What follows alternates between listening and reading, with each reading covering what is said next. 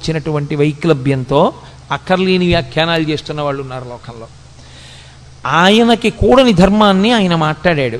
ఆయన అన్నాడు, నా కాంక్షే విజయం కృష్ణ. ఏమొస్తుంది ఇప్పుడు వీళ్ళందరినీ చంపేస్తే? విజయం వస్తుంది. విజయం వస్తే ఏమొస్తుంది? రాజ్యం వస్తుంది. రాజ్యం వస్తే ఏమొస్తుంది? ధర్మరాజు గారు సింహాసనం మీద కూర్చుని పరిపాలన చేస్తాడు. కానీ ఏమైపోతుంది? నా గురువు మరణిస్తాడు, మా తాతగారు మరణిస్తారు, నా అన్నదమ్ములు మరణిస్తారు, నా బంధువులందరూ చచ్చిపోతారు.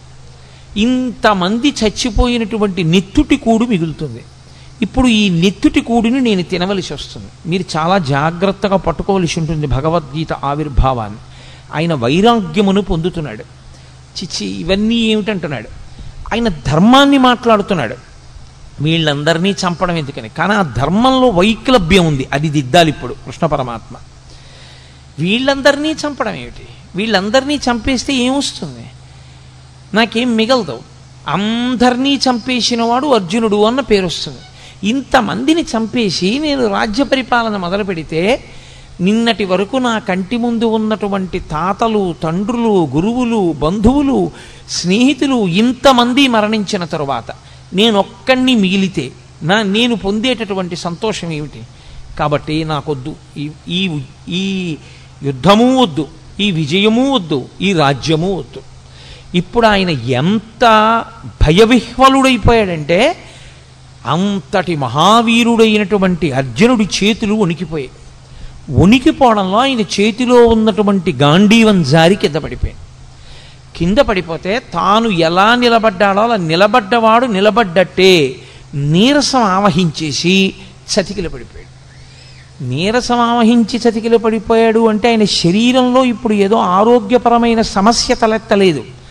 ఆయనకి శరీరంలో ఎంత ఆరోగ్యం ఉండాలో అంత ఆరోగ్యము ఉంది, ఎంత బలం ఉండాలో అంత బలము ఉంది. కానీ శరీరమునందుండవలసినటువంటి బలాన్ని, శరీరమునందు ఉన్నటువంటి ఆరోగ్యాన్ని ఏది పాడు చేసేసింది అంటే బలహీనపడిపోయినటువంటి మనస్సు పాడు చేసేసింది. ఇది చాలా గొప్ప విషయం. మీరు ఎంత బలవంతులు అన్నది కాదు, మీ మనస్సు ఎంత జవంతో ఉన్నది అన్నది ప్రధానం. మనస్సుకి జవం లేనివాడు శరీరంతో ఎంత బలం ఉండనివ్వండి ఉపకారం చేయలేడు. ఎందుచేత అంటే మనస్సు భయానికి కానీ శంకకి కానీ లోనైపోయింది అనుకోండి, తాను ఆత్మరక్షణలోకి పడిపోతాడు. పడిపోయి ఒక రకమైనటువంటి భయానికి లోనవుతాడు. భయానికి మారుపేరే శాస్త్రంలో మృత్యువు. మృత్యు సమయమునందు ఎలా ఆలోచనలు పొసగవో భయవిహ్వలుడైనటువంటి వ్యక్తికి కూడా సరి అయిన ఆలోచన విధానం రాదు. కాబట్టి ఇప్పుడు అంత భయపడిపోయినటువంటి అర్జునుడు అన్నాడు, ఇప్పుడు దుర్యోధనుడు ఒక బాణం వేసో ఓ కత్తి పెట్టో నన్ను చంపేస్తే చచ్చిపోతాను. చచ్చిపోతే ఏమవుతుంది? నే చనిపోతే చనిపోయాను, కానీ నా వారందరూ బ్రతుకుతారు. ఇది పైకి చూడ్డానికి చాలా ధర్మంలా కనపడుతుంది చూడండి. నిజంగా పాపం అర్జునుడు ఎంత మంచివాడండి, ఎంత అహింస మాట్లాడాడు. యుద్ధం జరగకుండా ఎందుకు ఇవన్నీ హాయిగా నాకు ఏ రాజ్యము వద్దు, ఏ విజయము వద్దు అన్నాడు. ఎంత మంచి మాట మాట్లాడాడండి అర్జునుడు, ఎంత చక్కటి వాడండి అని మనకు అనిపిస్తుంది. కానీ ఈ మాటలు చెప్పి ఇంకొంచెం ముందుకు వెళ్ళిపోయాడు. ఇంకొక ఆశ్చర్యకరమైన మాట అన్నాడు, నేను వీళ్ళందరినీ చంపేస్తే ఇక లోకంలో నా బంధువులన్న వాళ్ళు మగవాళ్ళు ఎవరు మిగలరు, అప్పుడు ఆడవాళ్ళు ఒక్కళ్ళే మిగులుతారు. అప్పుడు వీళ్ళందరూ నరకంలోనో స్వర్గంలోనో ఉన్నారనుకోండి, ఏడాదికోసారి తద్దినం పెట్టాలి కదా, తద్దినం పెట్టినప్పుడు నీళ్లు విడిచిపెట్టాలి. అప్పుడు వీళ్ళకి నీళ్లు విడిచిపెట్టడానికి ఉత్తరాధికారులేరి, నేను చంపేస్తున్నాను కదా, కొడుకులతో సహా చంపేస్తున్నాను. చంపేస్తే ఇంకా తద్దినం పెట్టడానికి మనుష్యులు లేరు. లేకపోతే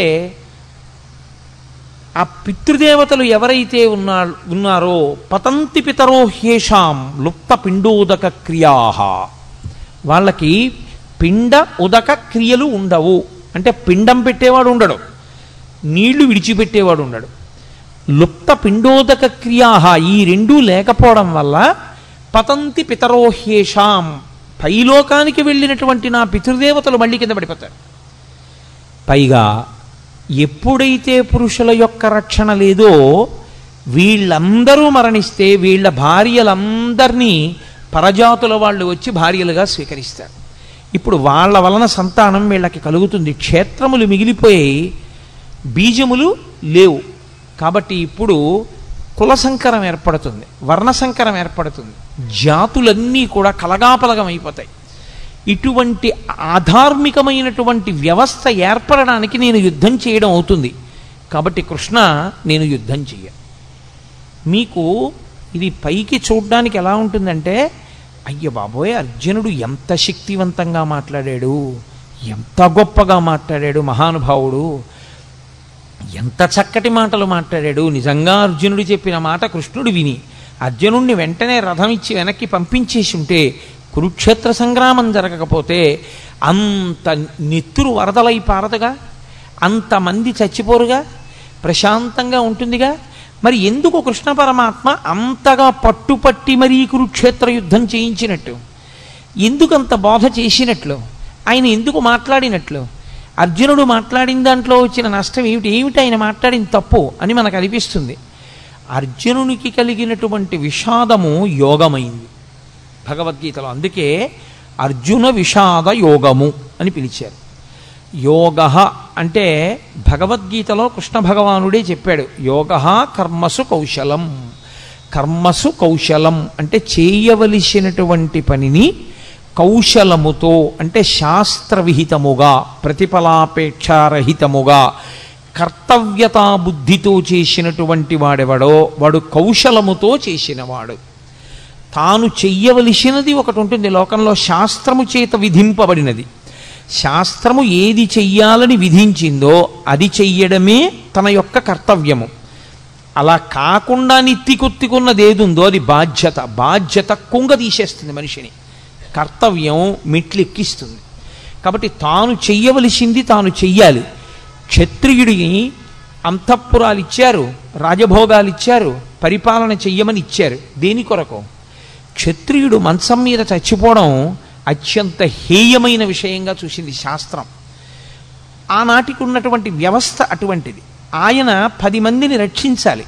అందుకే తనకి వైరం ఉందా లేదా అనవసరం, తనకి వైరం ఉన్నా లేకపోయినా తాను మాత్రం అమాయకులను పీడించేటటువంటి వాళ్ళని నిగ్రహించడం కోసం యుద్ధభూమికి వెళ్ళి అలా అమాయకుల్ని పాడు చేసేటటువంటి వాళ్లతో చేసేటటువంటి యుద్ధంలో తాను శరీరం విడిచిపెట్టినా తాను స్వర్గానికి వెడతాడు తప్ప, తనకి అక్కర్లేని ధర్మం నెత్తి మీద వేసుకుని తన కర్తవ్యాన్ని తాను విస్మరిస్తే, తాను ప్రశాంతంగా శాంతి బోధ చేస్తూ తాను మరణిస్తే, లోకంలో ఉన్న వాళ్ళందరినీ బాధ పెడుతున్నటువంటి రాక్షస శక్తుల్ని దునుమాడవలసినటువంటి వాడు తన కర్తవ్యాన్ని తాను నిర్వర్తించకుండా అక్కరలేని కర్తవ్యాన్ని తెచ్చి తన నెత్తి మీద పెట్టుకుని ఆ కర్తవ్య నిర్వహణ చేత తాను శరీరం విడిచిపెడితే అటువంటి వాడు అధమలోకాలకు వెళ్ళిపోతాడు, అధమ ఉపాధుల్లోకి వెళ్ళిపోతాడు.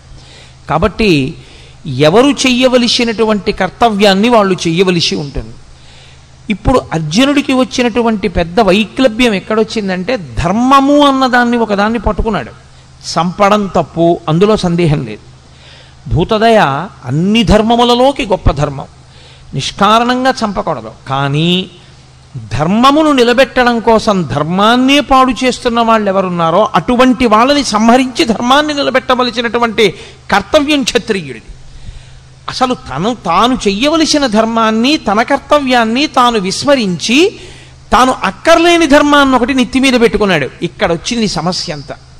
అక్కర్లేని వైరాగ్యాన్ని నెత్తి మీద పెట్టుకుని అక్కర్లేని విషయాన్ని తాను అన్వయం చేసుకుని తాను చెయ్యవలసిన అవసరం లేని పని తాను చేస్తానని, తాను చెయ్యవలసిన పనిని తాను చెయ్యనని భీష్మించుకోవడం చేత తాను పాడవడమే కాకుండా ఇప్పుడు లోకంలో అధర్మం నిలబడకుండా చెయ్యవలసిన వాడు అలా చెయ్యకపోతే అధర్మము విచ్చలవిడిగా పెరిగిపోతుంది. కనుక తద్దోషము అర్జునుడికి రాకుండా మళ్ళీ ధర్మాన్ని నిలబెట్టడానికి ధర్మం విషయంలో అతను ఎక్కడ పొరపాటు పడుతున్నాడో ఆ పొరపాటుని దిద్దవలసి ఉంటుంది. అది అడ్డుపెట్టి మాట్లాడుతున్నది అర్జునుణ్ణి. కానీ అసలు మన ధర్మం ఏమిటి, మనం ఏం చెయ్యాలి, మనం ఎందుకు పాడవుతుంటాం, మనకి మళ్ళీ మళ్ళీ ఎందుకు పునర్జన్మ కలుగుతూ ఉంటుంది, ఈ రహస్యాలన్నీ తెలుసుకోవాలనుకుంటున్నటువంటి వాడికి కృష్ణుడు చేసినటువంటి భగవద్గీత బోధని వినడం తప్ప దాన్ని ఆచరణలోకి తెచ్చుకో